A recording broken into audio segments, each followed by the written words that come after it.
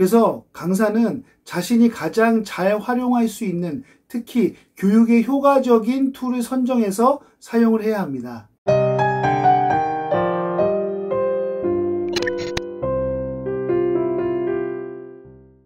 안녕하세요. 소통과 공감 대표 유경철입니다.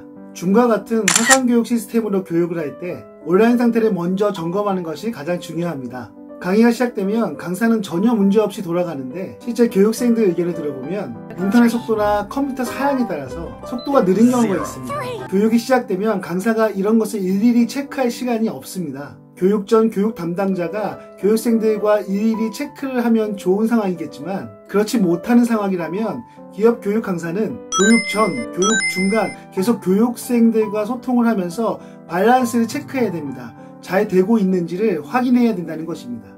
교육 담당자가 PD 역할을 하면서 교육생들과 1대1로 소통하고 문제를 해결해주면 더욱 좋은 상황이겠죠. 물론 교육 전에 이 모든 것이 세팅이 되어서 강의를 막상 시작할 때는 모든 것이 클리어된 상태가 가장 좋은 상황일 것입니다. 만일 4시간 이상의 온라인 라이브 러닝을 하게 된다면 교육생은 오랜 시간 노트북을 보고 있어야 됩니다. 물론 스마트폰을 보고 있을 상황도 있을 수 있겠죠. 단순히 보고 듣는 것만이 아니라 교육 안에 참석을 해서 대화도 하고 질문에 대답도 해야 되기 때문에 굉장히 많은 상황들이 벌어집니다. 때로는 소회의실에 가서 2명, 3명, 4명 그룹으로 대화도 해야 될 상황이 생기죠. 이 모든 것이 온라인으로 버추얼 상황에서 이루어지고 있는 것입니다. 노트북이나 스마트폰, 모니터를 계속 보고 있으면 눈의 피로뿐만 아니라 몸의 피로까지 동시에 오게 됩니다. 그래서 교육을 하면서 중간중간 계속 교육생의 건강 상태를 체크하고 많이 힘든 것 같으면 쉬는 시간을 오래 주는 것도 좋은 방법 중에 하나입니다.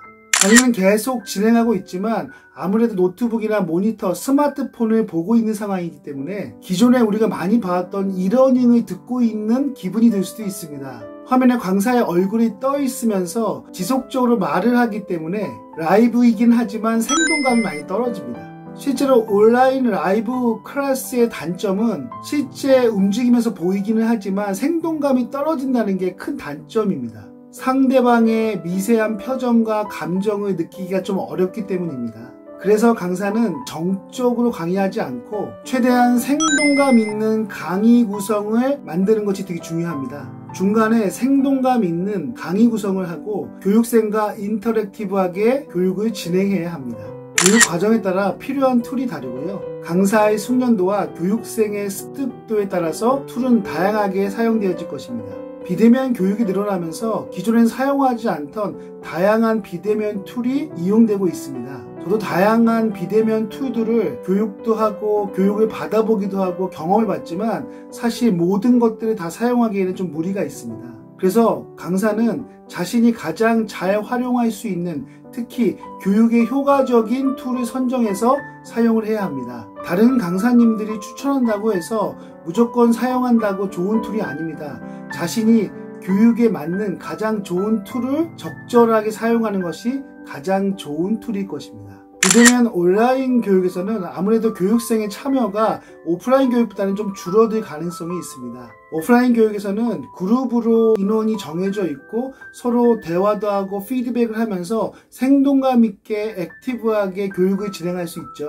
그러나 비대면 교육은 화면 속에 온라인 속에 얼굴이 있을 뿐입니다. 그래서 최대한 오프라인 교육의 느낌을 알 수 있도록 소회의실을 적극 활용하기 바랍니다. 2명, 3명, 4명 다양하게 인원 구성을 해서 그들끼리 어떤 대화를 할 수 있도록 특정한 주제를 주고 지속적으로 대화할 수 있고 상호 인터랙티브하게 소통할 수 있도록 해야 합니다. 실제 보는 것보다 많이 어색하기 때문에 교육이 시작하기 전에 팀비딩을 통해서 좀 친숙하게 친해질 수 있도록 여러 가지 액티비티를 준비하는 것도 좋습니다. 오프라인 교육의 적정 인원은 몇 명일까요? 저는 보통 24명 이내라고 이야기를 했었습니다. 물론 교육 현장 상황에 따라서 30명, 40명, 50명의 경우도 있었죠. 그러나 비대면 교육 온라인 과정에서는 아무리 회사의 사정이 급하다 하더라도 많은 인원이 참여했을 경우 실패할 확률이 높습니다. 물론 유튜브 라이브처럼 1시간 정도의 특강을 일방적으로 하는 경우에는 예외적인 상황이긴 하지만 오프라인 워크숍처럼 서로 토의를 하고 상호작용하면서 교육을 하는 것이라면 비대면 교육은 많은 인원이면 실패할 가능성이 큽니다. 제가 추천하는 인원은 15명입니다. 비대면 교육의 많은 경험을 통해서 제가 느낀 것인데요.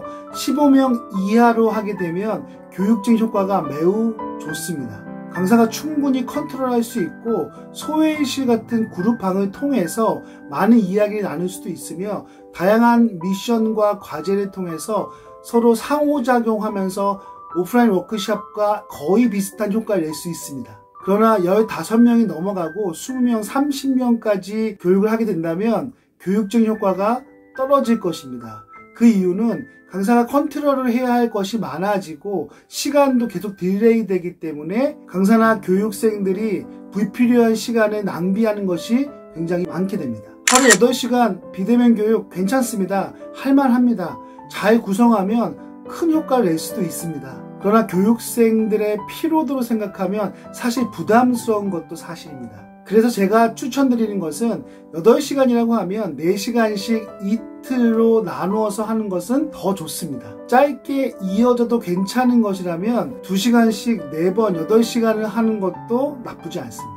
비대면은 공간 제약이 없기 때문에 교육 내용, 인원의 특성에 따라서 다양하게 구성해도 좋습니다. 오프라인 교육을 이미 시작한 회사라면 과거에 액션 플랜 워크숍이라고 했던 교육 후 사전 점검 워크숍을 비대면 교육으로 전환하는 것도 좋은 방법입니다. 하루나 이틀 오프라인 교육 후에 다양한 과제나 미션을 부과하는 경우가 많잖아요. 과제나 미션을 부여했지만 사실 다시 모여서 점검 피드백을 받는 것은 쉽지가 않았습니다. 따라서 이런 상황에서는 오프라인 교육 후에 사후 점검 워크숍은 비대면 교육으로 전환을 하게 된다면 장소나 시간, 비용 절감에 큰 도움이 될 것입니다. 오프라인 워크숍 후에 2시간 또는 4시간으로 비대면 교육으로 피드백 세션을 갖는다면 큰 효과를 볼 것입니다. 코로나 시국이 시작된 지 벌써 7개월이 지났습니다. 백신이 나오면 다시 원래의 삶으로 돌아갈 수 있을까요? 저는 그렇지 않다고 생각합니다. 과거는 다시 돌아오지 않습니다. 이제는 새로운 세상이 시작된 것입니다.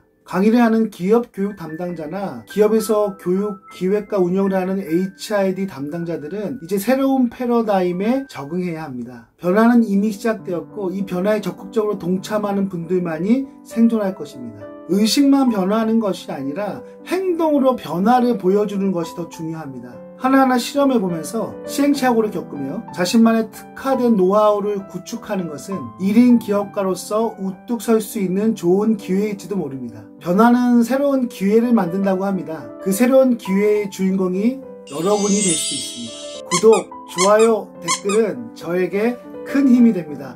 고맙습니다.